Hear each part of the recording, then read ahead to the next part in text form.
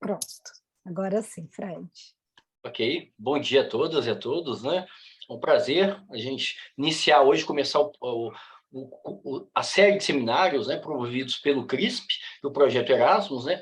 Eu quero agradecer especialmente a professora Esther Fernandes Molina pela sua disponibilidade em participar, né, em inaugurar, né, em começar essa série de debates, né? Eu vou ler primeiro o calendário dos seminários, depois eu apresento o currículo da professora Esther. Então, hoje nós iniciamos, né, no dia 20 de outubro, com a palestra Percepções dos Jovens Infratores sobre Justiça de Menores, né, com a apresentação da professora Esther. No dia 20 de outubro, nós temos a palestra Análise da Legislação com Perspectiva de Gênero, da professora Pilar Tarancon Gomes, também da Universidade de Castilla-La Mancha, com a professora Esther, e será mediado pela professora Ludmila Ribeiro, da UFMG. No dia 3 de novembro, nós teremos o seminário Apoio Social e Autopercepção dos papéis de bullying, né? Será ministrado pela professora Raquel Bartolomé, também da Universidade de Castilla-La Mancha, e mediado pela professora Valéria Oliveira, da Faculdade de Educação da UFMG. No dia 24 de novembro, a palestra Vitimologia e Sexualização da Cultura Popular, Questões e Debates, apresentada pela professora Gabriela Borges, da Universidade do Minho, mediado pela professora Débora Bossa, da Universidade do Estado de Minas Gerais. E o último seminário, no dia 1º de dezembro, todas às 10 horas da manhã, né? O tema será Punitividade e Encarceramento, apresentado pela professora Manuela Cunha, também da Universidade do Minho, mediado pela professora Rosiane Lisboa, do Cefet de Belo Horizonte, Minas Gerais. Ok? Então, vou apresentar agora o currículo da professora Esther, para ela começar a palestra dela. Esther Fernandes Molina é professora da Universidade de Castilla-La Mancha, dos cursos de graduação em Criminologia e mestrado em Criminologia e Delinquência Juvenil. As suas áreas, suas principais áreas de pesquisa são justiça de menores, os padrões, né, delitivos de delinquência e as percepções públicas sobre o delito. De uma forma geral, tem se interessado pelo estudo do medo, né, a percepção de medo do delito e das reações públicas ao sistema de justiça penal e às sanções infligidas aos adolescentes, né? Atualmente, ela se interessa em explorar o tema da palestra de hoje, que é acessibilidade da justiça penal para a população de uma forma geral e para os grupos mais vulneráveis, especialmente.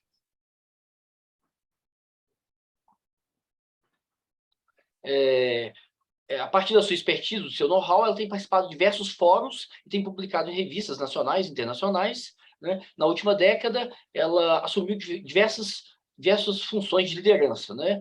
De 2013 a 2016, foi presidenta da Sociedade Espanhola de Investigação em Criminologia.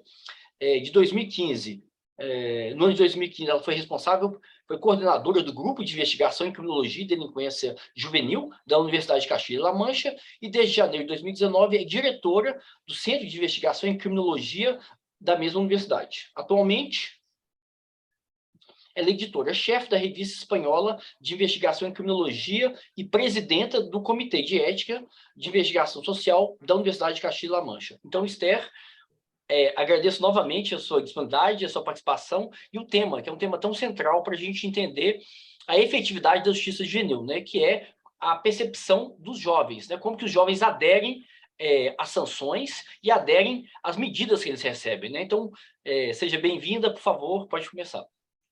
Bueno, muchísimas gracias en primer lugar a vosotros por vuestra invitación. Buen día a todos. Aquí son buenas tardes. Pido perdón porque no soy capaz de hablar en vuestro idioma y ser capaz de contaros todo esto en vuestro idioma, entonces vais a tener que hacer un esfuerzo adicional. Yo voy a intentar hablar un poquito despacio, pero no prometo nada, porque bueno, es frecuente que cuando uno empieza a hablar se emociona, le llega la ilusión y se olvida, y sobre todo al estar en la pantalla, donde por desgracia no puedo ver vuestras caras. En cualquier caso, para mí es un honor estar con vosotros y poder compartir lo que ha sido una línea, una parte del trabajo que hemos realizado en el centro Y lo que me gustaría, bueno, anticipar para aquellos que le pueda resultar especialmente interesante o que vean alguna de las diapositivas que pueden, a lo mejor las puedo pasar un poco rápido. La gran mayoría de las cosas que voy a contar hoy están publicadas, entonces si luego hay un interés en concreto de a mí me ha interesado, bueno, pues yo dejaré un correo electrónico, cualquiera de los asistentes me puede escribir con total tranquilidad y yo os enviaré información de todo lo que pueda. Solo hay una parte pequeñita que todavía no está publicada, estamos en proceso, ¿vale? Bueno, en primer lugar, una vez hechos la bienvenida y la presentación, sería indicar por qué hablar de este tema, ¿no? Explicaba Federico al principio que una de las líneas de investigación que yo he mantenido desde el principio de mi carrera académica y científica ha sido la justicia de menores. Hice mi tesis doctoral en este ámbito y es realmente un ámbito de estudio que me atrajo muchísimo, ¿no? Y durante muchos años, casi más de una década, pues me pasé intentando conocer el funcionamiento de este sistema que es un poco diferenciado, intentando conocer la toma de decisiones de los jueces, intentando conocer muchos asuntos del sistema, porque yo lo que aspiraba es a conocerlo bien para proponer reformas y propuestas de mejora para que el sistema fuera lo más eficaz posible, con una finalidad fundamental, ¿no? Que es la que tenemos cuando investigamos estos temas, y es querer que el sistema mejore fundamentalmente pensando en sus destinatarios, que en este caso además cuando hablamos de menores, pues bueno, es el sector de la población sobre el que merece más la pena hacer cualquier tipo de actuación o de política o de intervención, ¿no? Sin embargo, cuando ya llevaba mucho tiempo, hubo un momento que caí en la cuenta de que realmente quizá había algunas cosas que se me habían escapado en todo este momento, ¿no? Y entonces recuerdo, estando haciendo lecturas, que leí este texto de Hicks y Lawrence que venían a decir, ellos eran personas que se habían preocupado, ¿no? por preguntarle a los chicos qué opinaban sobre el sistema.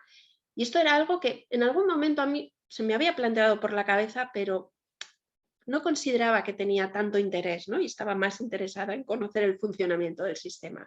Sin embargo, cuando leí esta frase, creo que para mí hubo algo en mi cabeza que dije, creo que realmente hay cosas que debíamos pensar de otra manera, ¿no? Y fue esta idea de que posiblemente muchas veces la normativa internacional en materia de infancia, cuando hablamos, ¿no? Todas esas directrices que hay en materia de justicia juvenil, muchas veces como que asumen con mucha tranquilidad que los menores implican, conocen sus derechos, ¿no? Por ejemplo, la Convención de Derechos del Niño reconoce que los niños son sujetos de derechos, y decimos esto y nos quedamos, como juristas, nos quedamos, ¿no?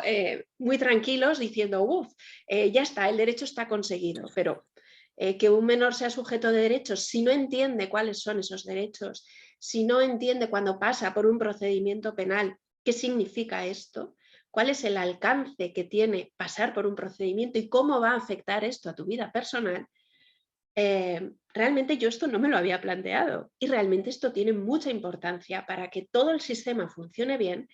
Realmente, si no tenemos esta mirada, posiblemente nada de lo que nos hemos planteado antes tenga sentido, ¿no? Y entonces este fue un punto de partida donde la idea era preguntarle a ellos, ¿qué opinan los menores de su paso por el sistema? ¿Tú cómo lo ves, ¿no? Y en estos, pues también más de una década, casi llevamos como unos 10 años o así, intentando desarrollar investigaciones que pregunten a los menores por sus experiencias en la justicia juvenil, lo hemos hecho desde hemos intentado hacer una aproximación un poco multimétodo, ¿no? Intentar explorar, conocer qué opinan los menores, pero desde distintos abordajes metodológicos, con la idea de ir obteniendo los mejores hallazgos gracias a los beneficios que tiene cada uno de estos métodos, que al mismo tiempo, igual que todos tienen beneficios, también todos tienen inconveniencias. Entonces la idea de hacer una aproximación multimétodo era intentar corregir o intentar tener la visión más completa, ¿no? Así, de esta manera, lo que hemos hecho ha sido administrarles encuestas a la salida a la salida del juicio. Nos íbamos a los juzgados y a la salida del juicio les pasábamos unas pequeñas encuestas sobre lo que había supuesto para ellos la experiencia, por ejemplo, de haber estado en un juicio. Al tiempo, estas dos, la de cuestionarios de observación en sala de justicia, lo hicimos coincidir en el tiempo. Al tiempo que hacíamos estas preguntas en la sala de justicia, teníamos a una investigadora dentro de la sala que iba observando todo lo que ocurría y con una hoja de observación previamente establecida iba anotando cuestiones que a nosotros nos interesaban, ¿no? Porque una de las finalidades que tenía esa investigación era confrontar lo que nosotros estábamos viendo en la sala de justicia de una manera objetiva con lo que ellos percibían a la salida del juicio a través de la encuesta, ¿no? Al mismo tiempo, también realmente, bueno, toda esta información estaba muy bien, pero muchas veces teníamos como evidencias objetivas datos que nos venían a decir que hay algunas cosas que funcionan o que algunas cosas que estaban pasando, pero nos faltaba profundidad a la hora de interpretar por qué obteníamos esos resultados, ¿no? Entonces iniciamos también entrevistas semiestructuradas con los chicos para intentar profundizar en cosas que a nosotros nos interesaban y nos preocupaban. Y ya más recientemente estamos intentando desarrollar, serían entrevistas, pero todavía con más profundidad, son historias de vida de personas que han tenido una experiencia larga con el sistema de justicia. O sea, que han tenido personas que han tenido un número importante de expedientes y por lo tanto han tenido sucesivos contactos, y más que su historia de vida personal, que bueno, al final también la conocemos, pero lo que queremos es su historia de vida durante el tiempo que han estado en el sistema. Además, lo estamos haciendo con una técnica de entrevista que es, la verdad, bastante novedosa y que nos está dando mucha información, ¿no? Les pedimos a los chicos que lo cuenten como si fuera una película, para que logren adoptar un poquito de distancia, no cuentan ellos un poco, muchas veces los chicos, sobre todo los que han pasado mucho por el sistema, tienden a reproducir lo que han oído sobre ellos mismos de los técnicos, de los profesionales, de sus padres, y tienen como un discurso aprendido. Y entonces cuando les preguntamos con esa técnica de ahora imagínate que esto es una película, ¿no? Entonces le obligamos a que escoja las escenas, a que diga quiénes son los protagonistas, incluso a que digan qué género tendría la película o la serie, ¿no? Que están pensando, pues nos está dando información muy rica porque logran salirse de ese discurso previamente establecido y estamos obteniendo bueno, pues una riqueza de datos que creemos que es importante, ¿no? Fundamentalmente, estas técnicas de investigación las hemos hecho con un triple objetivo, ¿no? Además, posiblemente podría ser casi, además ha sido cronológico, ¿no? En un primer momento, lo que más nos preocupó es el tema esto de, ¿realmente los menores comprenden, entienden sus derechos, entienden lo que es pasar por un proceso? Después nos interesó el tema de, ¿pero realmente se sienten partícipes? Ellos consideran que son convidados de piedra en su propio proceso o realmente creen que pueden dar su opinión y participan de ello. Y luego, recientemente, lo que estamos es con estas técnicas de historia de vida que os comentaba, lo que buscamos es el significado que tiene para ellos haber pasado por el sistema. Queremos un poco meternos dentro de ellos mismos para conocer qué ha supuesto esa experiencia subjetiva. Entonces, el objetivo de lo que yo me gustaría contaros en este ratito que tenemos es daros una pincelada de lo que hemos ido obteniendo intentando responder estas preguntas, ¿no? La primera sería el ¿comprenden? Porque normalmente, como os decía al principio, cuando os contaba el punto de partida, si tú le preguntas a un agente del sistema de justicia juvenil si los menores comprenden lo que están pasando, ellos te van a decir, claro que lo entienden, y muchos de ellos saben más que nosotros. De hecho, esto es lo que nos decían en entrevistas que hemos hecho a profesionales, ¿no? Dice, en general lo entienden, dice, pero bueno, así como diciendo, claro, dice, saben más, esta es una expresión muy española, dice que los ratones colorados. Eso significa es que saben, son ardillas, ¿no? Saben muchísimo. Y otros, por ejemplo, nos decían, sí que lo entienden, dice, a lo mejor no entienden tanto qué es eso de los derechos. Dice, porque claro, no lo entienden. Dice, pero saben aplicarlos en su favor. Y creo que aquí en esta frase se resume un poco la paradoja que hay dentro de todo el sistema. Los profesionales asumen que los menores lo entienden, porque claro que lo entienden, y además lo hacen de manera interesada, usan el sistema, saben tanto que son capaces de manipular el sistema a su favor, pero al mismo tiempo ellos también reconocen que, claro, eso de entender los derechos es muy difícil. Entonces, esa afirmación a mí me gusta mucho exponer siempre esta frase porque me parece que refleja muy bien cómo vemos los adultos a los jóvenes que pasan por el sistema. Creemos que saben más de lo que realmente saben y además creemos que ese conocimiento que tienen lo utilizan de manera como en propio beneficio, ¿no? Bien, entonces, bueno, otra de las cosas que descubrimos cuando preguntamos a los chicos, pero bueno, ¿tú realmente comprendes? Aquí también llegamos a hicimos un análisis que inicialmente, bueno, tú esto si eres un adulto y le preguntas a un adolescente, cualquiera de ustedes seguro que tiene adolescentes cerca, es difícil que tú vayas a encontrar a un menor que reconozca delante de un adulto que no sabe algo, porque este sesgo que tienen los agentes del sistema es un sesgo que los chicos también se encargan de mantenerlo. Y es claro, yo sé perfectamente. ¿Sabías dónde tenías que entrar? ¿Sabías cómo tenías que comportarte en la sala? Claro que sí. ¿Sabes los derechos que tienes? ¿Te has enterado? Ellos dicen, nos hemos enterado de todo, ¿no? Que era la información que nosotros también recibíamos o es el feedback que a lo mejor los profesionales pueden recibir, ¿no? De chicos muy resueltos que saben y entienden muy bien lo que quieren. Bien, perdonad, esto no sé por qué se me ha... Bien. En las entrevistas que les hicimos, empiezan a verse ya algunas incoherencias por parte de ellos. Tú le preguntas, aquí hay muchas preguntas hechas a extranjeros que no conocen el idioma, y entonces por eso vais a ver algunas frases un poco extrañas, ¿no? Un poco como si fueran indios, ¿no? Dice, bastantes derechos, dice, tengo muchos, dice, son muchos los derechos que tengo, dice, a que no me peguen, dice, derecho a que, yo qué sé, a que me entiendan, ¿no? Hay otros un poco más honestos que dicen, no entiendo qué son. Otros dicen, sí, los derechos, o sea, ningún menor te va a decir, no, yo no sé nada.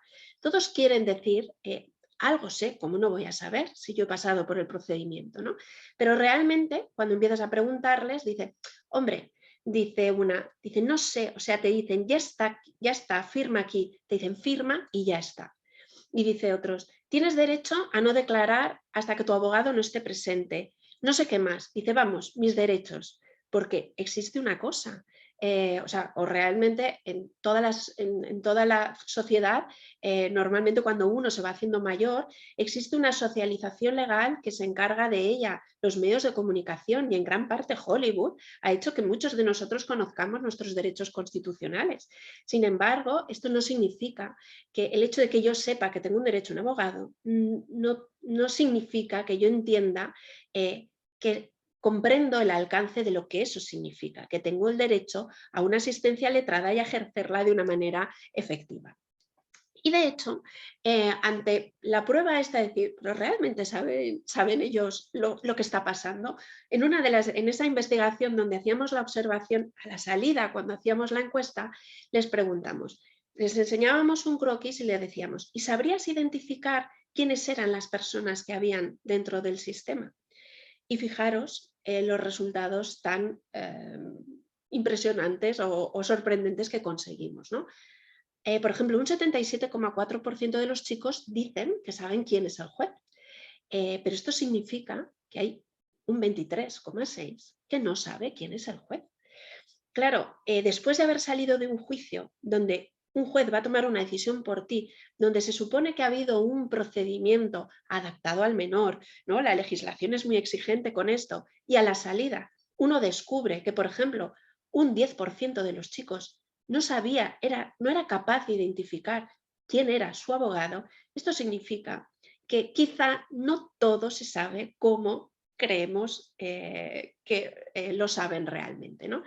Y además tenemos que, si en esto le podríamos dar una vuelta de tuerca con el tema de la comprensión, y es que en el sistema se utiliza un lenguaje muy incomprensible, porque se utiliza un lenguaje técnico, un poco accesible, cargado de argot jurídico, y esto, bueno, brevemente o rápidamente para no extenderme mucho en esta exposición del Comprenden, hicimos una investigación analizando la lecturabilidad que tenían los documentos que están pensados en el sistema de justicia para menores, y la conclusión a la que llegamos es que se necesita un nivel de comprensión de bachillerato, es decir, de preuniversitario, cuando por el sistema de justicia español pasan chicos de 14, 15, 16 y 17 años, y luego además muchos de los chicos que decían que sabían lo que significaban, para mí esto es lo más grave, ¿no?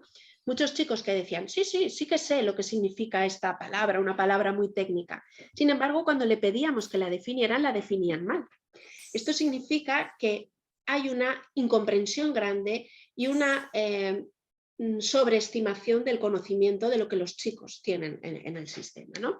Luego, además, como reflejo en esta transparencia, tenemos que tener en cuenta una dificultad añadida junto con la del idioma que tiene cualquier persona que pasa por el sistema, y es el estrés. Esto es algo que está muy documentado en la literatura científica.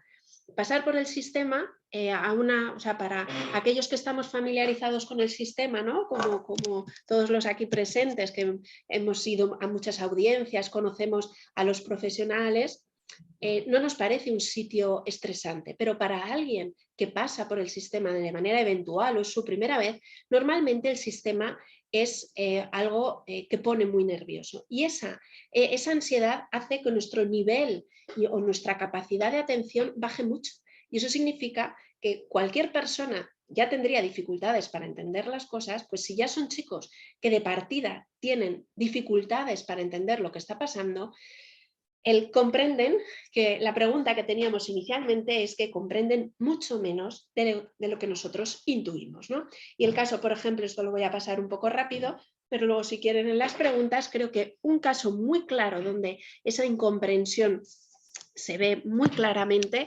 es cuando se solicitan los acuerdos de conformidad con la condena. Ahí, de hecho, ahora mismo tenemos una tesis doctoral estudiando simplemente los malentendidos y las dificultades que surgen con el tema de la conformidad. La siguiente pregunta que nos hacíamos es la de ¿se sienten partícipes?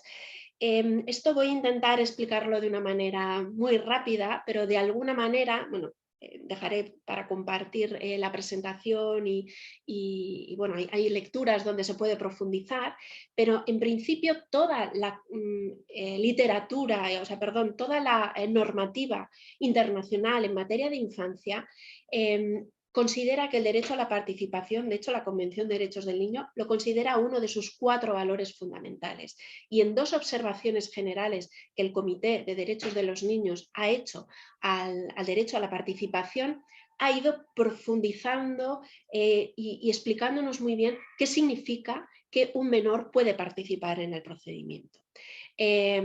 Claro, yo les voy a dar 2 pinceladas. ¿Qué significa que una justicia de menores sea una justicia participativa?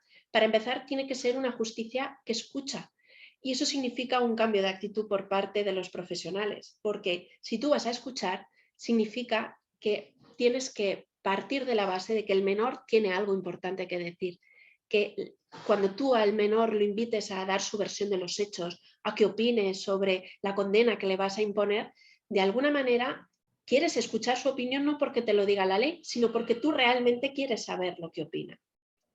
Por otra parte, también es muy importante que el menor entienda que dejarle participar no significa que se le va a dar la razón. Yo te puedo escuchar sin darte la razón, pero eso obliga a que de alguna manera los operadores jurídicos, el juez de menores, el abogado que tenga el menor, le explique que se ha podido tener en cuenta su versión de los hechos, pero por este argumento, por este argumento y por este argumento no se va a atender a lo que era su opinión, ¿no? o su, lo que quería, ¿no? Y al mismo tiempo tenemos que entender que todo esto solo puede hacerse cuando hablamos con menores en un espacio de seguridad y de confianza. Realmente esto es muy difícil hacerlo en una sala de justicia cargada de simbolismo que pone al juez aquí arriba, al menor aquí sentado abajo o a un menor esposado. Al mismo tiempo, para que este diálogo y que realmente una justicia que escucha es una justicia donde hay un diálogo. Para que haya un diálogo hay algunas cosas que tienen que cambiar. Cuando hemos preguntado a los chicos por si se sienten escuchados,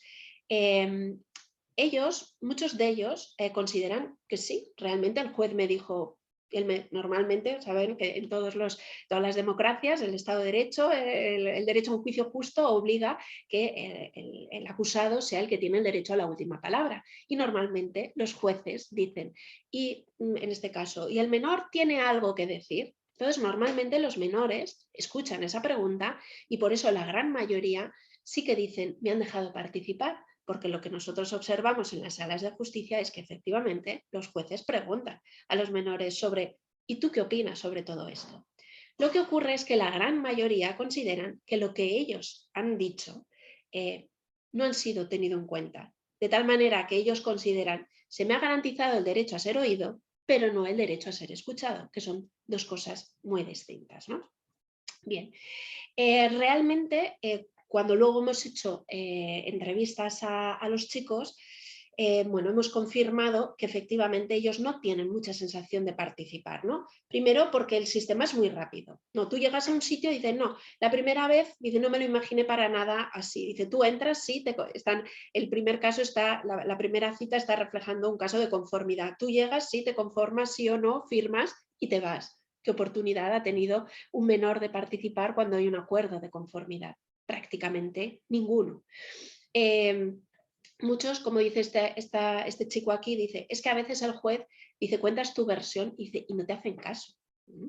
Y luego, a mí me interesa especialmente esta última cita, porque esta es el caso de una chica que está hablando que ella había participado en un robo, pero no en 4 robos de los que sí que se le acusaban, ¿no?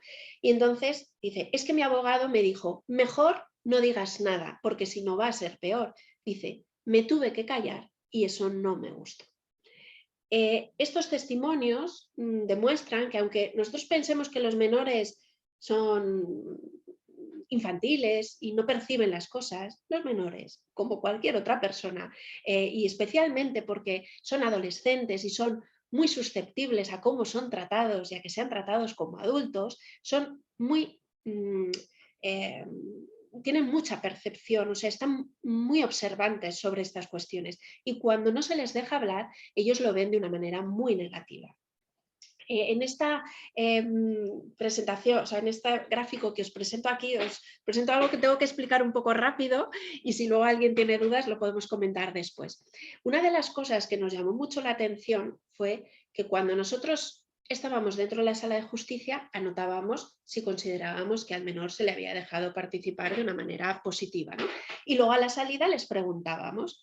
Entonces, como todo estaba metido en la misma base de datos, podíamos cruzar si donde nosotros habíamos observado que se le había dejado al menor participar, si esos chicos realmente se habían dado cuenta y consideraban que habían podido participar.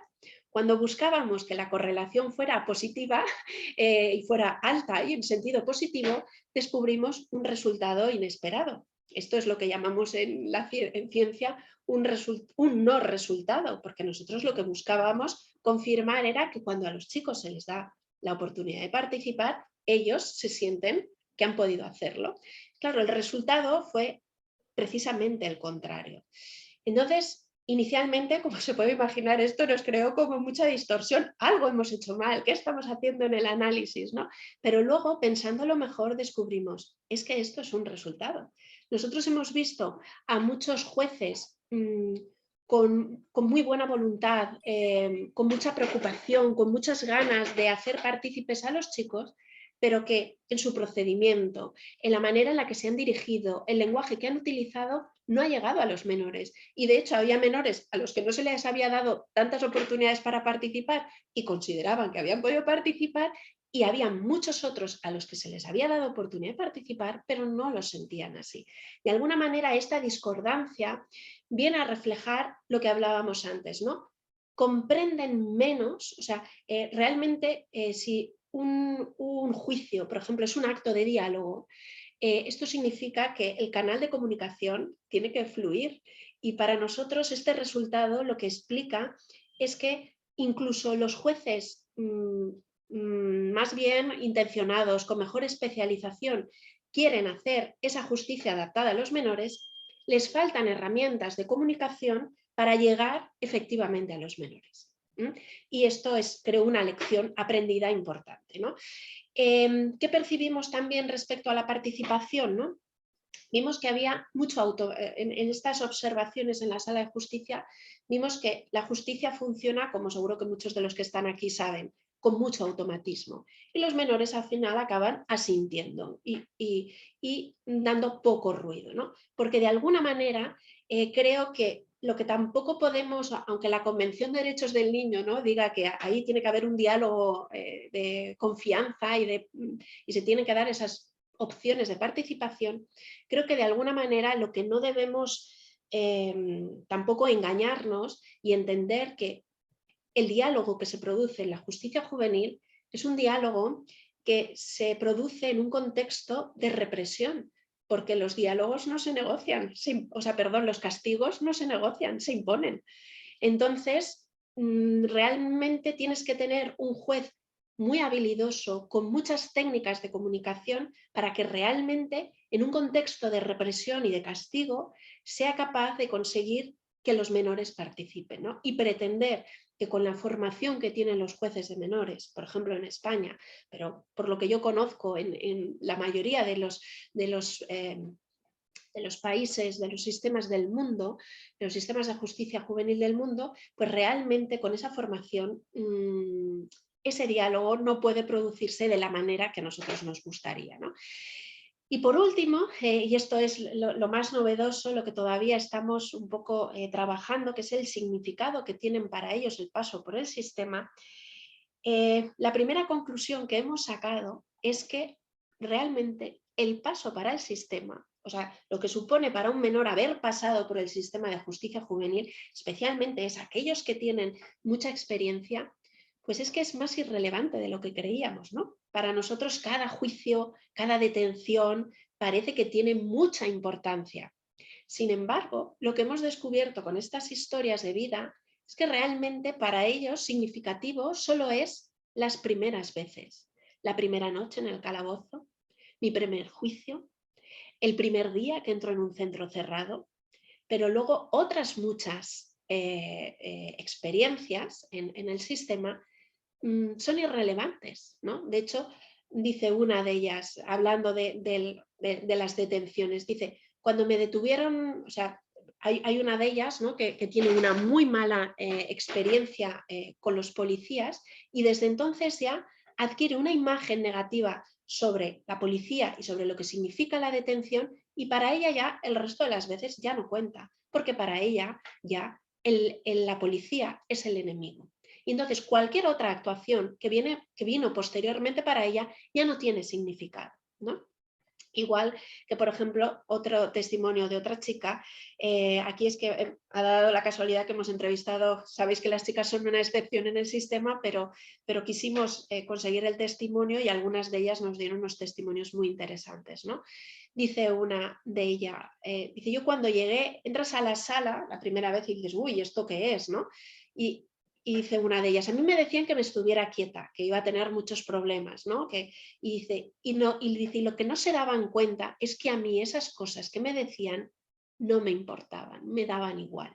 Entonces, creemos que la acción, ¿no? O la actuación que llevamos a cabo en el sistema tiene un sentido para los chicos y posiblemente no lo tenga tanto o lo tenga solo en algunas situaciones, ¿no? De alguna manera, lo que nosotras percibimos es que las primeras veces son importantes porque ahí es donde se crea una brecha de oportunidad, donde si en esa brecha de oportunidad, en ese espacio, somos capaces de intervenir positivamente, posiblemente haya algo que hacer. Si no hemos intervenido, si ahí no hay una experiencia positiva, los chicos adquieren una imagen del sistema negativa que ya les acompaña durante todo el proceso, ¿vale? Al mismo tiempo, por ir acelerando un poco, ¿no? Al mismo tiempo que reconocen, son críticos con el sistema, con los jueces, con los abogados, también reconocen los apoyos, ¿no? Por ejemplo, suelen hablar muy bien de los técnicos, sobre todo a aquellos chicos en estas historias de vida que ya están en narrativa de desistimiento, que ya quieren abandonar la carrera delictiva. Para ellos, muchas veces, el haber tenido un apoyo, un educador en el sistema sirve, lo ven como algo positivo y reconocen que es algo que se lo ha dado el sistema, por lo tanto, no todo es negativo, ¿no? Y finalmente, me gustaría finalizar haciendo un poco alusión de, bueno, y todo esto, todas estas investigaciones que hemos hecho, ¿no? Con todo lo que hemos descubierto, realmente, ¿por qué esto es importante lo que opinen ellos o esto lo hemos hecho como un mero divertimento por saber qué opinan, ¿no?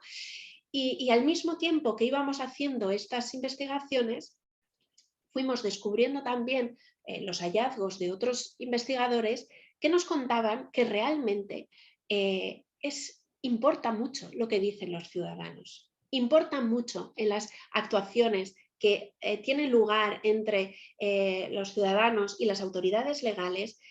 No da igual el cómo se produzcan esas interacciones, no da igual la calidad de esas interacciones, porque sabemos que en esas interacciones se está produciendo lo que el autor, ¿no? O uno de los autores que es referente en este espacio de conocimiento, que es el de la teoría de la justicia procedimental, nos dice que cuando se produce una interacción con la autoridad legal, se produce lo que él llama teachable moments, que serían como momentos, oportunidades de aprendizaje, ¿no?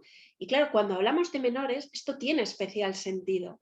Si cuando el menor pasa por el sistema de justicia, realmente es una oportunidad para que el chico aprenda sobre cómo funcionan las leyes, cómo funciona el sistema, cuáles son mis derechos, cómo puedo ejercerlos. Si esa experiencia se produce y es positiva para el chico, realmente ahí se está produciendo de alguna manera el sistema gana en credibilidad para el chico, la legitimidad de la institución mejora para él. Y sabemos, por todo lo que ha desarrollado, supongo que esto conforme vayan avanzando en sus estudios, tendrán conocimiento o tendrán oportunidad de conocer el desarrollo de este marco teórico, el marco de la justicia procedimental que desarrolló fundamentalmente el investigador un poco pionero de todo este marco teórico es Tom Tyler, y que lo que ha puesto de manifiesto Tom Tyler es que los ciudadanos, además de esperar que sus autoridades legales, ¿no? Como en este caso la justicia juvenil, adopte decisiones justas, honestas, objetivas y donde, de alguna manera, donde el Estado de Derecho esté presente, también valora mucho la calidad de trato. Valora cómo me tratan, cómo me dejan participar, cómo mi voz es escuchada. Y claro, si recordáis todo lo que os he contado, la experiencia no siempre es tan positiva, no siempre han podido hablar, participar todo lo que han querido, no siempre se han sentido bien tratados. Pero ¿qué nos dice Tyler? Que cuando la justicia procedimental es alta, la legitimidad del sistema se refuerza y esto lleva a una mayor conformidad normativa, a una cooperación con el cumplimiento de la condena, pero también ocurre lo mismo en sentido contrario. Si mi percepción de justicia procedimental es baja, porque siento que no me han tratado bien, que yo no he podido ser partícipe de mi procedimiento, la legitimidad baja, mi conformidad normativa futura también, es decir, la probabilidad de que reincidan es más alta y además voy a cooperar poco en el cumplimiento de la condena, lo cual se convierte en un problema para los técnicos, ¿vale? Entonces, todo esto es importante. De tal manera que creo que escuchar a los chicos, mi experiencia o mi impresión personal es que ha merecido la pena porque creo que hay cosas que pueden hacerse. Hay cosas que pueden hacerse y que de hecho están empezando a hacerse ya, como por ejemplo en una directiva de la Unión Europea se ha hecho un mandato a los Estados miembros de la Unión Europea para que formen a sus agentes del sistema de justicia juvenil, pero no así de manera general en cosas de menores, sino en técnicas de comunicación efectiva con menores. Creo que el día que tengamos a jueces, a fiscales y a letrados que son capaces de comunicarse efectivamente con los menores, estaremos ganando mucho para mejorar esa calidad de trato y esa participación positiva. Al mismo tiempo, también esta directiva europea nos pide que desarrollemos documentos accesibles para enseñarles a los chicos cómo conocer sus derechos y cómo conocer los trámites por los que van a pasar, ¿no? Y en este sentido no tengo oportunidad de ponérselo, pero espero que luego Frederico lo pueda compartir. Nosotros hemos desarrollado un proyecto de transferencia de conocimiento donde hemos desarrollado un paquete de documentos para los menores detenidos en la comisaría de policía, donde hemos hecho 3 formatos, todos ellos en lenguaje claro. Uno de ellos es un cómic, otro es un vídeo y otro es simplemente un documento, donde les explicamos a los chicos cuáles son los derechos que les asisten por estar detenidos y qué les va a pasar mientras están en la comisaría de policía. Estos son cosas que se pueden hacer, estos son cosas que podemos hacer entre todos. Y si lo hacemos y demostramos que aquel que está mejor informado, su experiencia es más positiva, de alguna manera estaremos haciendo cosas positivas, ¿no?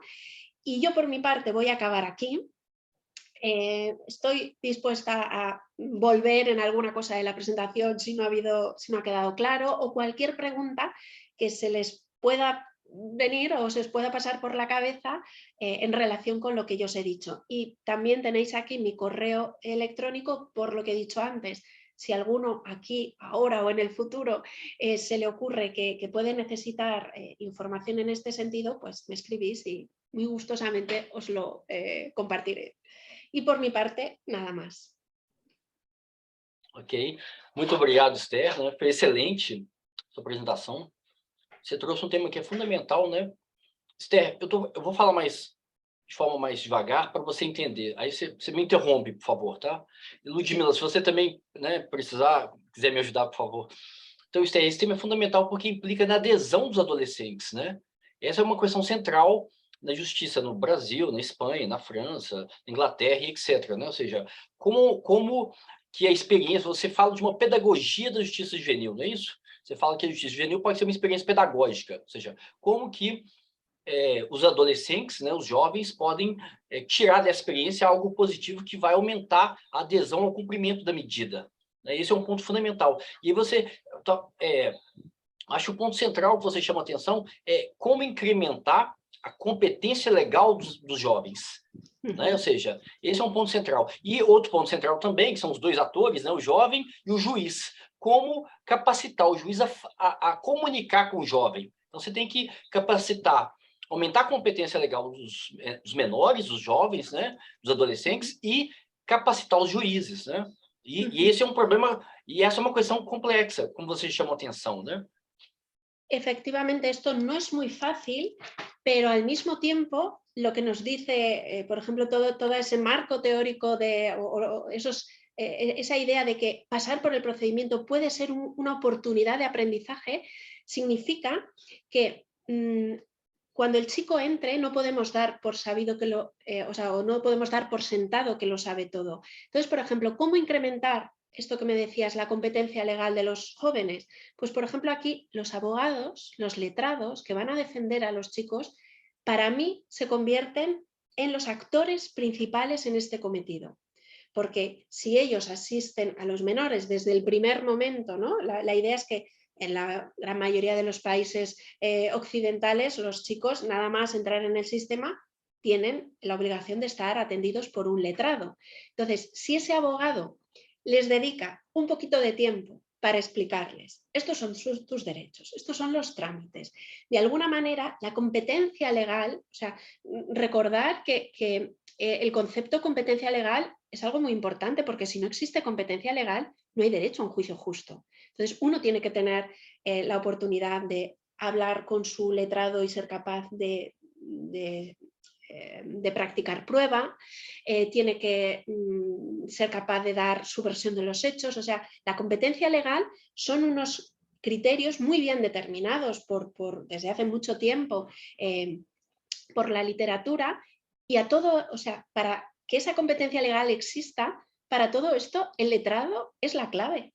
Si se dedica, se sienta con ellos, analiza, ¿qué sabes? ¿Qué no sabes? Pues mira, tú sabes que esto ha pasado, cuéntame tu versión, dame, de alguna manera, aquí los letrados se convierten en la puerta de entrada del sistema y tendrían esa oportunidad de ir socializando legalmente a los chicos para que vayan aprendiendo sobre y mejorando su competencia legal.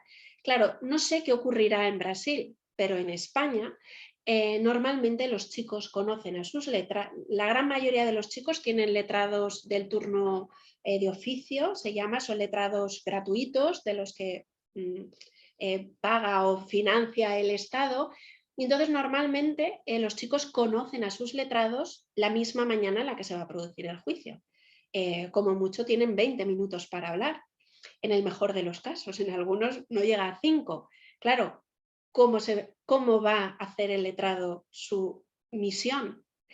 Por otra parte, los letrados, muchos de ellos no son especialistas en menores, sino que vienen del sistema de adultos y al revés, cuando en su actuación lo que hacen es reproducir prácticas propias de los adultos, que lo que hacen es confundir muchísimo la lógica de las actuaciones del sistema, ¿no? Entonces, la clave sería esta, pero para eso tendríamos que romper unas inercias que vienen de tan lejos y que supondría un cambio de mentalidad, sería un cambio de cultura profesional, ¿no? Y aquí enlazaríamos con lo otro. ¿Qué necesitaría un juez para esto? En España podemos decir, ¿no?, de los 3 operadores jurídicos que hay en el sistema, jueces, fiscales y letrados, puedo decir casi, esto se está grabando y no me voy a arrepentir de que quede grabado, lo diré en cualquier sitio público que me escuchen, creo que los jueces de menores son los operadores mejor formados. No por nada, sino porque el Consejo General del Poder Judicial ha hecho cursos más largos y se ha preocupado más. Después la Fiscalía, pero normalmente son cursos muy, muy breves, y normalmente en los colegios de abogados la formación en menores es absolutamente minoritaria. Y además normalmente la formación que se hace a los operadores jurídicos en menores es para explicarles las especificidades del procedimiento, pero las especificidades legales, pero no para explicarles psicología evolutiva, porque creo que es muy importante para mí. Hay 3 cosas que deberían saber los operadores jurídicos. Deberían saber psicología evolutiva y entender cómo son los jóvenes, entender, por ejemplo, algo que nos ha hecho cambiar nuestra visión de los jóvenes, y es todos los descubrimientos que la neurociencia nos lleva produciendo en los últimos 15 años. Sabemos que el cerebro no está completamente maduro hasta los 22, 23 años. Hay una inmadurez porque el córtex prefrontal del cerebro no madura hasta más tarde. Esto hace que los chicos tengan esos comportamientos que a veces no entendemos, ¿no? No piensan a largo plazo, por mucho que tú les digas algo, ellos se van a acabar metiendo en problemas, se meten en situaciones de riesgo tontamente, son muy susceptibles, ¿no? Sucumben mucho y muy pronto a la presión de los iguales. Todo eso lo explica la ciencia por la inmadurez del córtex prefrontal. Pero esto hace que los chicos primero cometan delitos y luego, cuando van a las salas de justicia, tengan comportamientos inapropiados. Si los operadores jurídicos conocieran mejor a los chicos, cómo es un chico normal, tratarían mejor a los chicos que pasan por el sistema. La segunda cosa que considero también que tendrían que conocer... ¿Sí? Esther, deixa eu te interromper só um segundo. É só para você tirar a sua apresentação, por favor, só para a gente aumentar a câmera, para a gente ver melhor.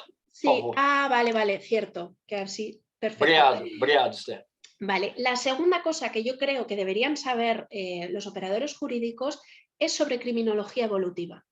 Cómo los chicos se incorporan en la carrera delictiva, porque sabemos que hay al menos hay dos grandes maneras diferentes de involucrarse en la carrera delictiva. Por un lado tenemos a los chicos persistentes que se inician de manera muy precoz, con unas carreras delictivas graves, largas, intensas, que va a costar que desistan, y hay algunos de ellos que delinquen eventualmente y casi, aunque no hiciéramos nada, iban a dejar de delinquir, ¿no? Claro, de alguna manera los jueces de menores tienen que castigar. Ayer les explicaba yo esto a mis alumnos de criminología, les decía, es que los jueces de menores a la hora de castigar deberían tener en la cabeza el concepto carrera criminal. ¿En qué momento de la carrera criminal está este chico? Porque el castigo efectivo, el castigo para que sea efectivo tiene que controlar esa variable, porque si no podemos estar haciendo castigos desproporcionados o respuestas insuficientes porque realmente el chico está en una escalada en la carrera criminal. Y en tercer lugar, creo que la formación, ¿no? Para mejorar esa formación deberían desarrollarse esas técnicas de comunicación efectiva que yo decía antes. Esto no es algo nuevo, esto lo saben, lo conocen los psicólogos de la infancia y los psicólogos, o sea, todos estos expertos en psicología del testimonio saben muy bien cómo tienen que hablar los jueces y los abogados con los niños para no forzar declaraciones, para... o sea, lo que es una técnica de comunicación efectiva de un adulto con un menor, eso lo sabemos ya. Se trataría de dar esa formación a quien debe usarlo, ¿no? Esto es un poco, resumidamente, mi opinión al respecto. Ok, obrigado, Esther. Vamos abrir agora para a participação, né, para as perguntas do público. A gente já tem uma no chat e acho que o Sim, Cláudio também quer fazer uma, então ok. tá aí contigo. ¿Quién va? Hola. Pode falar, Cláudio. Hola, Esther, ¿cómo estás? Hola, Beato, ¿qué tal? Encantada. Bien, tranquilo por ahí, ¿no? Muy bien, sí, sí. Sí. Mira, me gustó mucho tu intervención ahí, porque por coincidencia yo estaba trabajando acá en una discusión de la Organización Mundial de Salud, donde están discutiendo un montón de estrategias para la violencia contra los chicos, ¿no? Y no sé si lo conoces, Spire, que se llama. Y ellos están, bueno, hay muchas cosas que tienen que ver con la implementación de las leyes, las normas de valores, los ambientes, cómo las familias pueden dar soporte para que esto sea problemas de naturaleza socioeconómica, las respuestas de los servicios de soporte. Yo creo que esto que tú estabas explicando y me ha sido muy informativo es cómo la justicia puede responder a estas cosas mejor, ¿no? Cómo ellos pueden, cómo esto es importante para que no haya, no tenga, en fin, que no vuelvan a delinquir de nuevo, ¿no? Pero me ha impresionado la cantidad de cosas que hay, además de eso, ¿no? Que tiene que ver, que va desde la cuestión de la familia, cómo tomar cuidado de la familia, de que ellos hagan una educación, y con esto se viene el soporte para todo, para social, económico, para la familia. Y además de esto, hay una cosa, y esta es mi pregunta, que tiene que ver con los tipos de violencia que los chicos se van a sufren, ¿no? Y que platican también, ¿no? No solo son víctimas, sino también que tienen la violencia física, sexual, pero hay el bullying, hay la explotación sexual, la violencia de jóvenes que están involucrados con gangue. ¿Tú crees que este tipo de estrategia funciona mejor? ¿Para qué tipo vamos a decir, de víctimas y de autores para que sean más efectivos con él? La idea sería para todos. De hecho, por ejemplo, toda esta intención de ir adaptando el sistema de justicia de menores para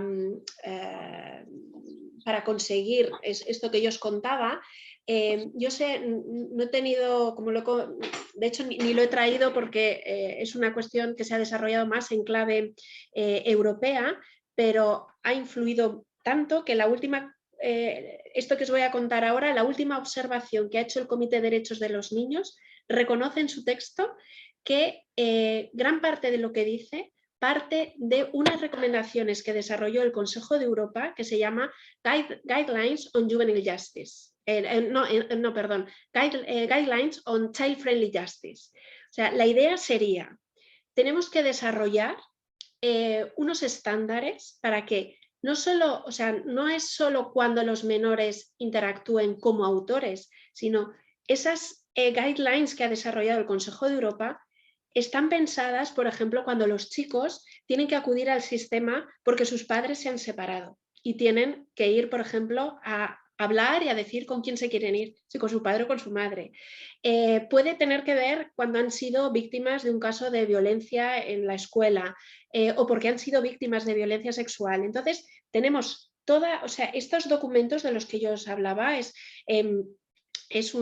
luego le mandaré a Federico el enlace para que os lo pueda compartir, porque es un documento además con mucho desarrollo, es un documento largo que va punto a punto desarrollando, dependiendo del estadio donde estemos, si estamos en justicia penal, si estamos en justicia civil, si estamos en la esfera que estemos, va dando unas recomendaciones de cómo tienen que comportarse las autoridades y cómo tenemos que escuchar a los niños para que el paso por la justicia, no solo la justicia penal, yo aquí lo que ha sido, os he traído lo que podemos coger y utilizar de ahí para la justicia penal, pero en realidad las recomendaciones están hechas para que se desplieguen en toda actuación institucional.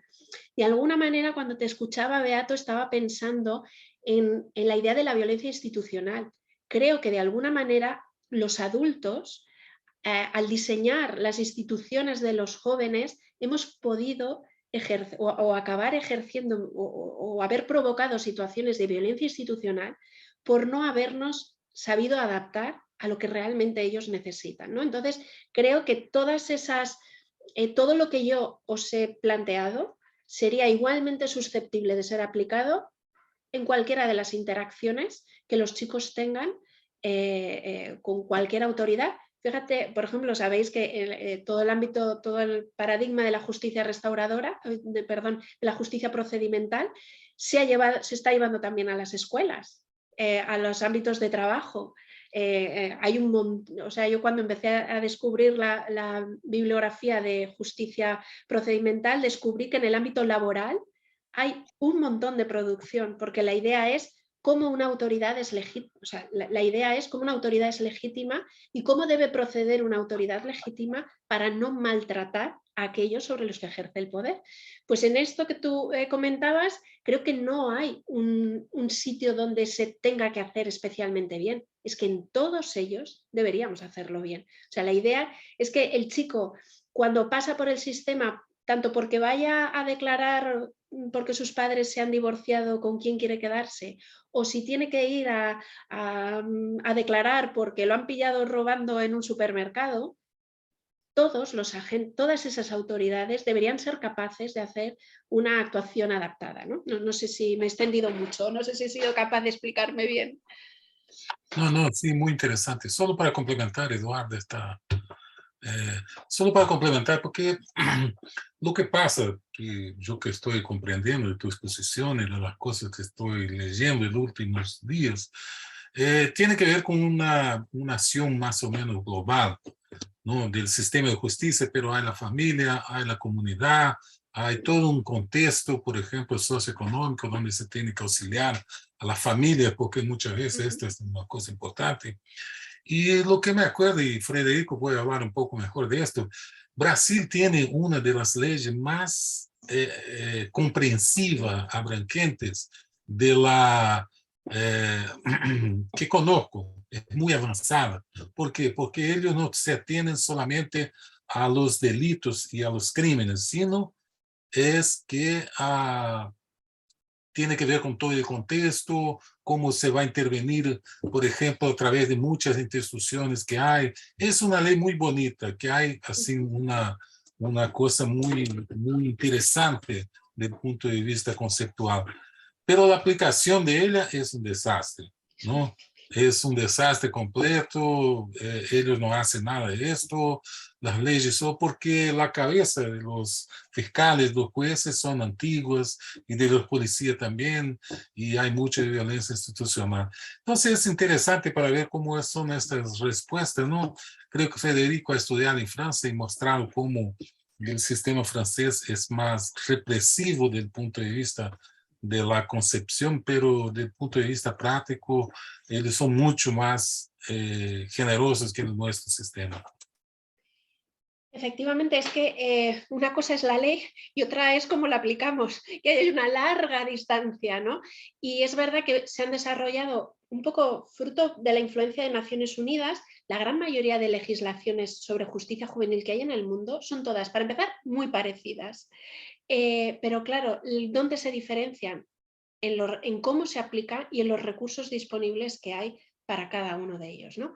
Pero bueno, si pensamos en lo que sería el trato o el buen trato que tienen que deparar las instituciones, realmente creo que ahí hay un cambio de paradigma, porque por lo que yo conozco en España, a diferencia de Brasil, donde entiendo que hay actuaciones, por ejemplo, quizá una de las razones por las que decías que quizá no funciona muy bien todo, es que hace ya tiempo que se dijo que la justicia juvenil debía separar, por un lado, las actuaciones por la comisión de hechos delictivos y por otra, las actuaciones con los menores víctimas. Porque mezclar ambas cosas en el mismo sistema supone confundir la lógica de las actuaciones y puede acabar criminalizando a personas por su situación desfavorecida y puede hacer que haya personas que porque tienen una buena situación social eludan algunos castigos, ¿no? Entonces, están más protegidos los menores en un sistema que castigue por un lado y un sistema que proteja por otro, porque la lógica de las actuaciones, la lógica del derecho penal y de las leyes de atención a la infancia son lógicas distintas, ¿no? Y muchas veces cuando la historia de la justicia juvenil lo que nos demuestra es que cuando se han intentado hacer ambas cosas a la vez, es que no ha funcionado muy bien, ¿no? Entonces quizá algo pueda haber de esto. Y luego de alguna manera creo, ya os digo, por lo que yo conozco, por ejemplo, del sistema de atención a la infancia aquí también en España, ellos, fijaros, han incorporado un concepto que para mí es lo que estábamos hablando, nada más que ellos le llaman el buen trato. Entonces, como, claro, la actuación de atención a la infancia se pone en marcha por situaciones de maltrato a los menores, ellos, ha habido una nueva ley, es muy reciente, del año pasado, donde hay todo un apartado donde hablan del buen trato institucional, de qué deberían hacer las instituciones para hacer ese buen trato a menores que tienen un historial de maltrato familiar. O sea, por eso yo creo que estamos ante un cambio de paradigma que de alguna manera se está empezando a poner el dedo, ¿no? en la atención en lo que hacemos. O sea, podemos hacer muchas cosas, pero si no las hacemos de la manera correcta, posiblemente no funcionen tan bien, ¿no? De alguna manera las formas empiezan a importar. Sería un resumen un poco sencillo y burdo, pero la idea iría por ahí, ¿no? Que las formas importan más de lo que parece. Sim. Vamos passar para uma outra pergunta. Eduarda, por favor. Obrigada, Frederico. Bueno, voy a intentar hablar en español. ¡Ay, gracias! para que esté un poco más fácil para Esther. Bueno, buenos días, gracias a todos por el evento. Esther, muchas gracias por su presentación. Me encantó mucho conocer algunos aspectos específicos de España. Y bueno, tengo dos puntos específicos. El primero es que, bueno, a mí me parece, también tenemos situaciones muy parecidas acá en Brasil, y a mí me parece una situación muy grave de violación, que al final los niños no sepan que están haciendo allí delante del juez, o peor aún, que no sepan que están haciendo en una institución de privación de libertad cuando están allí cumpliendo su situación delante de la ley. Así que, bueno, me gustaría saber un poquito más si a partir de tus encuestas, si los niños tienen conciencia de que esta falta de información y de acceso es una forma de violencia institucional. Y también me gustaría saber si de las encuestas que has hecho, si otras cuestiones de violencias aparecerán también. Bueno, y también siempre hablando de las malas cuestiones y todo más, entonces me gustaría también preguntar un poco más y conocer un poco más de las buenas experiencias. Entonces me gustaría escuchar un poco más de ti, de lo que trajeron los niños a respecto de las buenas experiencias. Bueno, a ver, en primer lugar, me comentabas, recuérdame al principio, era así, la percepción de la privación de libertad. A ver, una de las cosas que hemos descubierto en algunas entrevistas, no sé si en uno de los testimonios que os he pasado, lo que pasa es que lo hemos visto un poco rápido, hay un testimonio de una chica que dice, yo no comprendí, no, de un chico, perdón, que decía, yo no me enteré de nada hasta que no me vi en el centro cerrado. O sea, la idea es, yo fui pasando y cuando me di cuenta de que esto iba en serio, cuando me vi dentro del centro.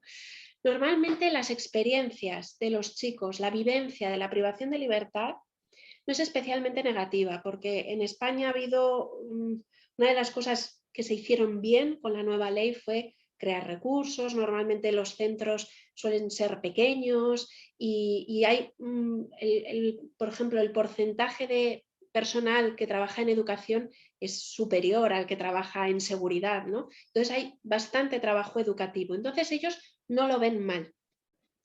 Y de hecho, muchos de ellos, su narrativa de desistimiento comienza en el centro. Cuando contactan, cuando de repente descubren que hay alguien, normalmente suele ser un educador, que empieza a anclarlos y a construir con ellos vamos a pensar en tu futuro, ¿no? Y ese empezar a pensar con alguien en su futuro, que es algo que se empieza a hacer un poco por el tipo de intervención educativa que se hace en los centros en España, los programas de intervención terapéuticos que se aplican, van muy pensados a qué vamos a hacer con él cuando salga afuera, ¿no? Entonces es conseguir un trabajo, conseguir una formación, vincularlo con todo lo prosocial que pueda tener el menor dentro, ¿no? Entonces creo que de alguna manera, y ahí esas serían las cosas positivas que, por ejemplo, yo te podría decir del sistema español, ¿no? De hecho, además, somos conscientes y sabemos que hay gente, por ejemplo, en Centro Europa, que viene a visitar el sistema español porque hay algunas cosas que sabemos que funcionan bien, ¿no? Entonces, creo que la intervención educativa que se hace en España no está mal enfocada, porque se ha enfocado mucho a, primero, siempre que podamos evitar la privación de libertad, la evitamos. Y así se aplica casi siempre la libertad vigilada. Hay libertades vigiladas que pueden ser muy suaves y hay algunas libertades vigiladas que son muy intensivas, ¿no? Hemos visto libertades vigiladas de seguimiento casi diario del chico, llamadas constantes, entrevistas. Claro, esto la literatura nos lo ha dicho, esto es lo que mejor funciona con los jóvenes delincuentes. Entonces, para aquellos que están en la privación del centro, creo que algo que se hace con acierto es empezar a trabajar con ellos. Entonces, claro, cuando tú trabajas con ellos imaginando un futuro alternativo, creo que de alguna manera eso ayuda a muchos a construir una narrativa de desistimiento. Que si ya, lo que sabemos también por la investigación que han hecho algunos compañeros, ¿no? Que si enlaza además a veces los técnicos ayudan a que si hay una oportunidad dentro de la familia o alguien del entorno que puede ser una buena influencia, eso también se trabaja y claro, sabemos que esas dos claves, el contar con el apoyo social y el ser capaces de imaginar un futuro alternativo, esa es la base de una narrativa de desistimiento y el evitar, o sea, el no volver a caer en la reincidencia es tener esa narrativa de desistimiento. Sin narrativa de desistimiento la posibilidad de reincidencia permanece, ¿no? Entonces creo que de alguna manera esto se consigue. Y este sería mi mensaje positivo. Ahora, ¿qué hemos visto? Cosas que pueden mejorar. Primero, esto, ¿no? Creo que no he tenido tiempo por lo reducido del espacio, pero el tema de la conformidad, que os he comentado antes que estamos trabajando, ¿qué hemos visto? Pues que muchos chicos, durante los juicios, por cómo va la dinámica, se sienten un poco presionados por los abogados, nos lo han contado así y lo hemos visto, o sea que esto es un dato, un hallazgo científico, hay cierta presión hacia la conformidad, entonces los chicos dicen sí, pero cuando dicen sí no saben a lo que están diciendo. Entonces, ¿qué pasa? Que cuando llegan al centro dicen, ¿pero por qué estoy yo aquí? No, porque te conformaste. Y dicen, no, pero yo no quería decir. Entonces, eso les genera mucha sensación de injusticia. Y lo que los técnicos nos dicen es que les cuesta mucho tiempo que se les pase. Entonces, tienen que trabajar mucho los técnicos para conseguir llevarlos, ¿no? Entonces, de alguna manera, si consiguiéramos que esos acuerdos fueran más negociados, habría menos conformidades, pero las cosas irían mejor después. ¿Dónde hay un fallo muy, muy importante? Decía Federico al principio cuando me presentaba que ahora mismo estábamos haciendo un estudio de accesibilidad a la justicia. Pues lamentablemente hemos descubierto cosas que están pasando y que no deberían pasar. Y es que, por ejemplo, los menores que no conocen el idioma, hemos detectado ya 3 historias donde ellos no son conscientes de que están privados de libertad hasta que no habían transcurrido al menos 3 semanas de su estancia en el centro. Ellos pensaban que estaban en un centro de inmigrantes que los iban a devolver a su país. Pero como no hablaban el idioma, como el servicio de interpretación y traducción en el papel, como decía antes Beato, posiblemente tengamos la legislación más garantista respecto a los derechos de los extranjeros, pero en la práctica los intérpretes no llegan y no hacen bien su trabajo. Es muy sorprendente cuando tú escuchas el testimonio, no de 1, sino de 2, sino de 3 menores de los 50 que hayamos podido entrevistar, que te dicen que han pasado 3 semanas hasta que han descubierto que estaban privados de libertad. Esto me parece un fallo muy importante, ¿no?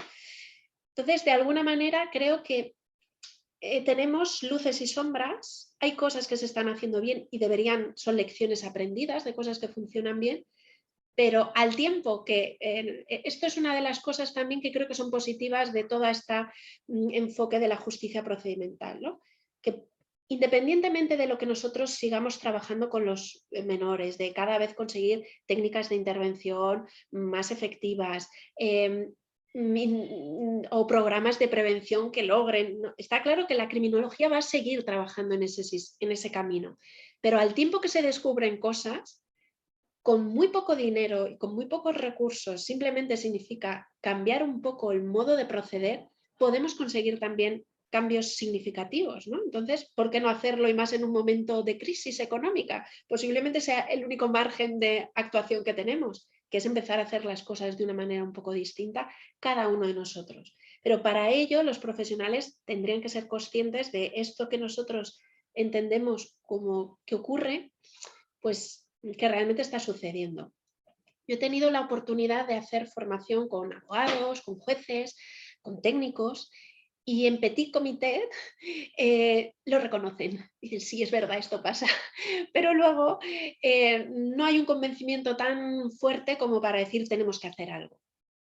Y esto sería un poco las cosas a cambiar. No sé si, Eduarda, te he respondido. Pues muchas gracias. Nós temos mais uma pergunta do chat, né? Ludmila, você gostaria de ler, por favor?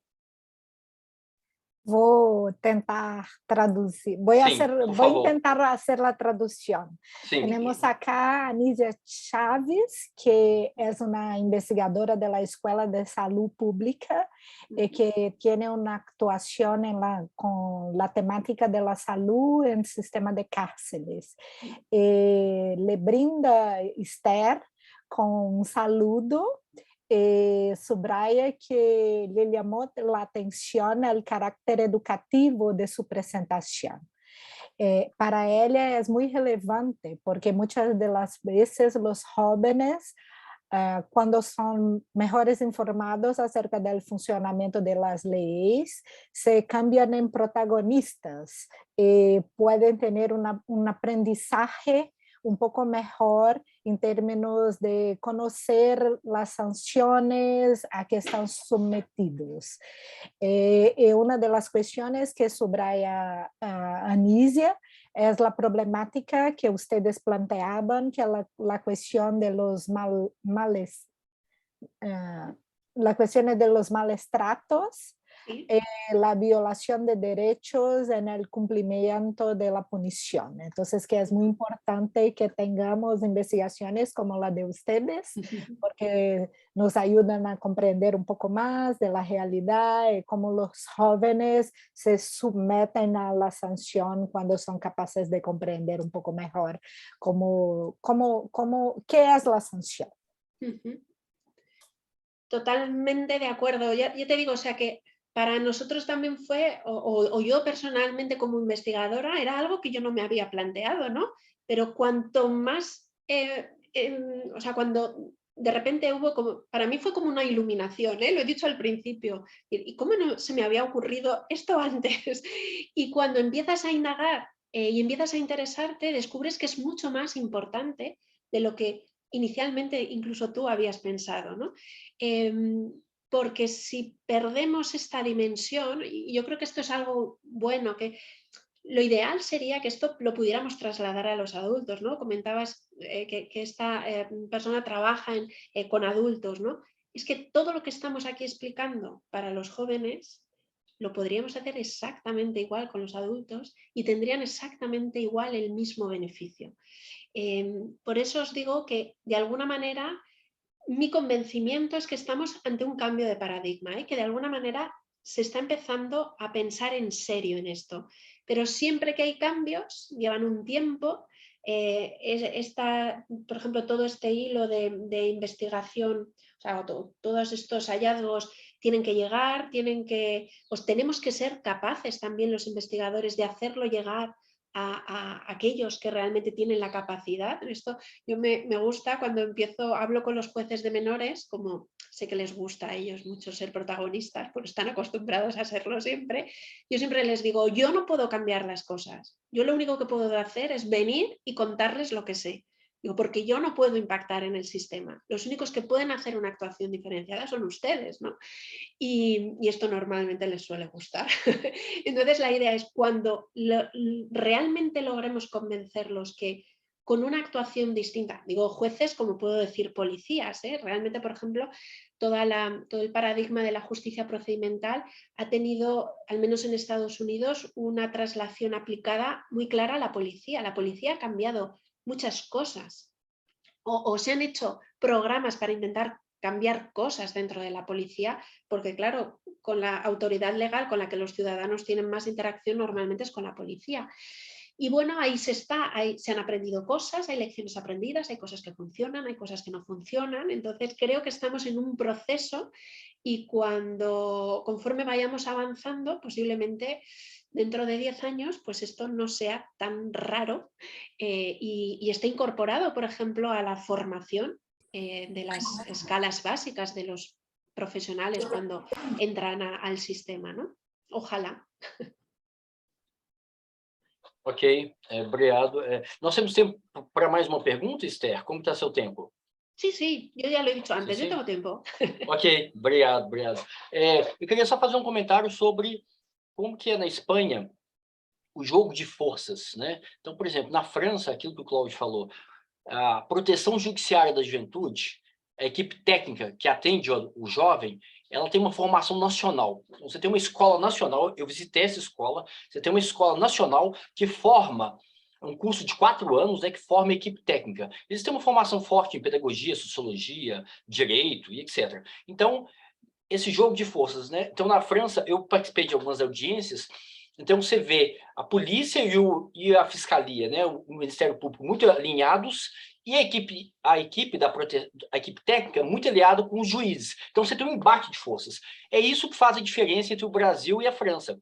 Então, aqui a legislação é ótima, mas o jogo não existe esse embate de forças. Aqui existe uma acomodação.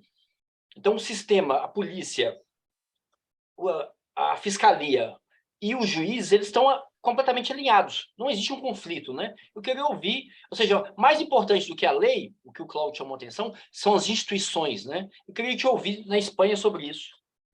Es cierto, bueno, para esto, esta ya es una pregunta que requiere tiempo contestarla debidamente, pero creo que tiene que ver con las culturas profesionales que se desarrollan en cada país, tiene su idiosincrasia, ¿no?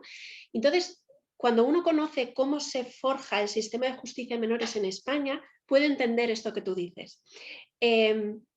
Inicialmente, cuando España se democratiza, España tenía un tribunal tutelar de menores de los de principios de siglo, o sea, totalmente obsoleto. El cambio que habían hecho la mayoría de los países a un modelo de bienestar no se había producido, ¿no? Entonces, había que cambiar muchas cosas. Y entonces, los artífices de ese cambio fueron los jueces de menores, ¿no? Porque ellos, cuando de alguna manera llega la democracia, se crea el Poder Judicial, en el Poder Judicial se diseñan unos juzgados de menores y allí llegan unos señores enviados, además se les había, esta es una clave importante que explica, en las primeras promociones, las primeras 4 promociones de jueces de menores reciben una formación intensa de 6 meses trasladados a Madrid, al Centro de Estudios Jurídicos, donde recibieron una formación psicológica, criminológica, sociológica, bueno, una formación impresionante. Y entonces, cuando esos jueces llegan en el año 88 a sus juzgados, descubren que tienen una ley inconstitucional, una ley que no contempla que los menores tengan abogado. Entonces, bueno, ellos fueron los artífices de que realmente en España hubiera una justicia de menores democrática, ¿no? Y como por su formación habían comprendido muy pronto que era importante el tema educativo, estos sí que tenían formación en psicología evolutiva y eran capaces de los informes que mandaban los técnicos, ellos eran capaces de interpretarlos, algo que fiscales y abogados o policías no, porque no tenían esa formación. Entonces, de alguna manera se fue generando una alianza, pero como un tema de cultura profesional, ¿no? Donde entre ellos se ponían de acuerdo. Los jueces confiaban mucho en los equipos técnicos de ¿y tú cómo lo ves? ¿Y tú qué harías? Y al mismo tiempo, la información que llegaba, como los jueces eran capaces de interpretarlo, había veces que decía el juez, pues no vamos a poner esta medida o no vamos a hacer esto otro, porque hablaban un mismo idioma, un idioma no compartido por los otros. La ley, además, lo que hace es que cambia la instrucción que en España, en adultos, corresponde a los jueces, la pasa a los fiscales. Y en la ley dice que será la Policía Judicial quien auxiliará a los fiscales para la instrucción del procedimiento. Entonces, de alguna manera, se convierten en aliados naturales porque la instrucción la hacen juntos.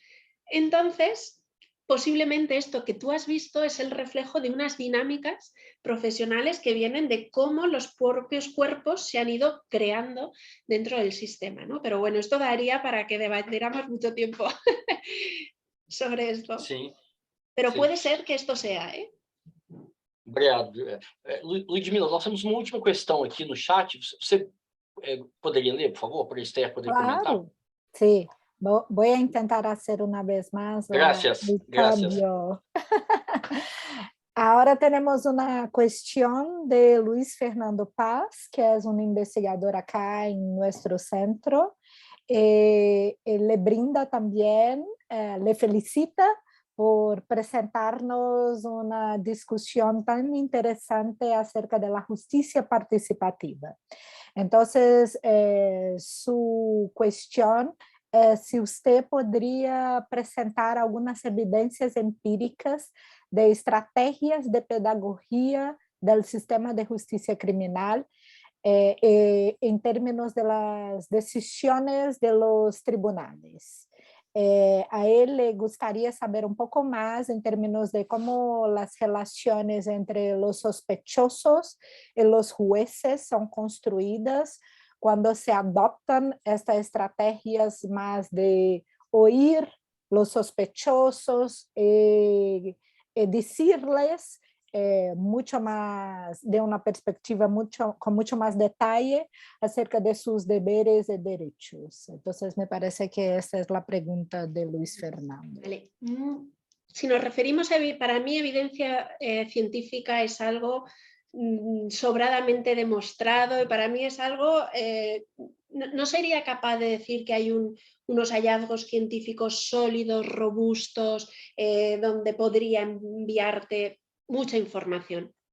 ¿Qué sí que hay? Bueno, la teoría de Tyler y que la participación es importante, esto es, ahí sí que tenemos información y de hecho sabemos que aquellas personas que pasan por el sistema perciben la justicia procedimental de manera distinta que los que no han pasado. Por lo tanto, esto quiere decir que en la experiencia judicial pasan cosas donde además lo más importante, al menos en las investigaciones que hemos hecho nosotros, además una detrás de otra, cada vez acabamos de terminar una investigación donde de nuevo lo más importante, que esto sí que es un hallazgo científico sólido y robusto, las personas que pasan por el sistema lo que más valoran es que el juez, o sea, lo que más valoran para valorar positivamente el sistema y estar satisfechos con su experiencia y para el grado de lo dispuestos que están y lo satisfechos que están con su condena es que el juez les haya dado la oportunidad de dar su versión de los hechos. Esto sale sistemáticamente. O sea, y como te digo, es algo que se ha demostrado que esto está ahí. Claro, para demostrar por qué esto es importante tendríamos que ir a otro tipo de estudios más cualitativos, ¿no? Para que el sujeto diga por qué, qué significado tiene, que esto es lo que estamos intentando hacer ahora, ¿no? ¿Qué significado tiene para ti que el juez te escuche? Entonces, nosotros, ¿qué es lo que yo te puedo contar? Yo te puedo contar buenas praxis que he visto cuando hemos hecho esa observación en las salas de justicia. Yo he visto a jueces que escuchaban a menores y he visto a jueces que oían a menores, ¿no? Entonces, ¿cómo es esa escucha? Pues para empezar es una escucha que no tiene prisa. Y esto es algo muy difícil en el sistema de justicia. Si algo caracteriza a la justicia penal es que es rápida. Todo se quiere rápido porque la justicia ya de por sí va lenta. Entonces, los juicios son muy rápidos, todo el mundo, o sea, el discurso, o sea, yo que hablo muy rápido, soy una lenta en comparación a cómo se habla se habla muy rápido, de una manera, no hay tiempo para la escucha realmente y todo va así, ¿no? Es como un partido de tenis, habla uno, habla otro. Claro, el que está allí y no entiende lo que se está diciendo está como un convidado de piedra. Entonces, cuando tú ves a un juez que de repente dice, paren máquinas, aquí vamos a estar el tiempo que sea necesario para escuchar la versión de los hechos. Por ejemplo, yo he visto ejemplos te podría poner ejemplos de malas praxis, ¿no? De un menor decir que se conforma con los hechos, ¿no? Dice, ¿el menor se conforma con los hechos? Sí. Y se levanta la madre de manera así intempestiva. Dice, es que mi hijo dice que no lo hace. Entonces, dice el juez, señora, usted no puede hablar. Y dice, es que yo insisto, mi hijo dice que no lo ha hecho y ahora le están obligando a que se conforme con la medida, ¿no? Entonces el juez para el juicio, obliga a las partes a que hablen y luego vuelve. En este caso, bueno, la mala praxis fue que el abogado no escuchó al chico, se conformó con la medida y claro, lo que vimos es un chico enfadado y una madre disgustada, ¿no? Pero el juez operó bien. Paren máquinas. Si hay que hablar algo, se habla. Si hay que explicar algo, se explica. Entonces, esto lo hemos visto. Por ejemplo, hemos visto, yo no sé cómo irá esto en Brasil, pero por ejemplo, en España, hasta hace relativamente poco tiempo, se podían celebrar los juicios aunque no estuvieran los menores. Se podía resolver el juicio en ausencia del menor. Y ahora, o sea, un poco por esta normativa y hacer posible la participación, una de las cosas que hacen los jueces que quieren ser participativos es decir, yo no voy a celebrar ningún juicio si el menor no está presente. Se suspende el juicio, se vuelve a llamar al menor, que vaya la policía a su casa y lo busque. Esto yo lo he visto en audiencias. Y yo he visto como en una mañana se ha ido a por el menor, se le ha ido a su casa, se le ha buscado y el juicio que tenía a primera hora de la tarde se ha hecho a última porque la jueza se negaba a tener el caso, o sea, a dilucidar del caso sin que el menor estuviera presente. Creo que son detalles que significan que nos tomamos en serio a los menores, ¿no? O yo he visto ejemplos, por ejemplo, cuando en el caso de una chica que era una persona trans, no recuerdo si era un chico que era, pero en su imaginemos, ¿no? Oficialmente era un chico, pero ella se considera una chica. Entonces, por ejemplo, sin que nadie le hubiera... No tenía ninguna obligación, el juez le dice, perdona, ¿cómo quieres que aparezca tu nombre en la sentencia? Bueno, esta es una manera sensible de tener en cuenta a la persona, de escucharla, de tener en cuenta sus necesidades, porque posiblemente la chica está harta de saber que siempre se le va a tratar como una chica cuando oficialmente es un chico, ¿no? Perdón, al revés, como oficialmente es un chico me van a tratar así, pero yo me siento distinta y el juez reconoce esta... o sea, me ha escuchado, me ha tenido en cuenta como persona. Bueno, creo que ese tipo de actuaciones son las que hemos observado, las que hemos visto, tenemos anotadas, las hemos relatado, pero nos falta ir construyendo una evidencia científica más sólida para ir concretando qué significa esto de hacer partícipe a los menores, ¿no? Porque creo que no es solo una cosa, son muchas. Es tener en cuenta la diversidad, como decía, es que estén presentes, es hablar en su idioma. Entonces, todo esto no es fácil documentarlo. Entonces, estamos en ello. No sé si con esto te he respondido. Ok. Bom, se não houver mais perguntas, né, eu quero... mais alguma questão que alguém gostaria de perguntar para a Esther? Bom, dado o avançado da hora, eu quero agradecer muito ao professor Esther, né, pela palestra, pela discussão, né, que foi muito rica, e agora cabe a gente no CRISP propor uma pesquisa comparativa, né, fazer esse estudo e a gente né, publicar junto, né, e comparar os dados aqui do Brasil, né. Então foi muito rico, agradeço muito a Esther, né, a disponibilidade, a participação de todos. Quero agradecer especialmente a professora Ludmila Ribeiro, que organizou, né, e planejou esses seminários, né, que eu não agradeci no início. Eu quero convidar todos para o próximo seminário, que vai ser com a professora Pilar, né, Tarancon Gomes, também da Universidade de Castilla-La Mancha, e vai ser mediado pela professora Ludmila Ribeiro, no dia 27 de outubro, né, às 10 horas, e o tema vai ser análise da legislação com perspectiva de gênero. Ok? Ludmila. Un placer, de verdad. Nosotros, antes que salga, me parece que es importante que Claudio también le agradezca por su tiempo. No sé si quiere decir algunas palabras finales, Claudio. Sí, claro, ha sido un gran placer escucharle y creo que el proyecto Erasmus nos trae la oportunidad de tener este tipo de intercambio que es muy importante para nosotros, es muy importante para conocer estas cosas todo en perspectiva comparada y espero que continuemos en esto más a menudo haciendo investigaciones conjuntas y haciendo publicaciones. No, nosotros tenemos un plan estratégico de avanzar cada vez más en estas cosas. Y a donde el Erasmus, el proyecto Erasmus Success es uno de los componentes que tenemos, ¿no? Que nos ha ayudado mucho por incentivar este tipo de encuentro. Entonces, conocer, ¿no? Lo que ustedes hacen para nosotros ha sido muy enriquecedor y esperamos que volvamos a ver muchas veces todavía. Exacto. Bueno, pues yo también os lo quiero agradecer. Es verdad que el proyecto Erasmus nos está haciendo trabajar mucho, pero lo mejor del proyecto Erasmus es habernos conocido y desde luego, o sea, más que abierta a realizar trabajos comparativos, o sea, nos interesa muchísimo y como dice la película, esperemos que esto sea el inicio de una bonita amistad y que sigamos haciendo muchas cosas juntos porque creo que nos unen muchas inquietudes y muchas visiones parecidas de hacia dónde deberíamos encaminar nuestras investigaciones, ¿no? O sea que un placer y esto es solo como un inicio. Sí, es un placer para nosotros y estamos seguros que en algún momento vamos a nos ver presencialmente acá en Brasil, en Castilla. Vamos a hacer ese intercambio. Muchas gracias. Muito obrigado, Esther. Boa tarde a todos. Buen día y buena tarde para mí. Hasta pronto. Hasta pronto. Obrigado. Boa tarde.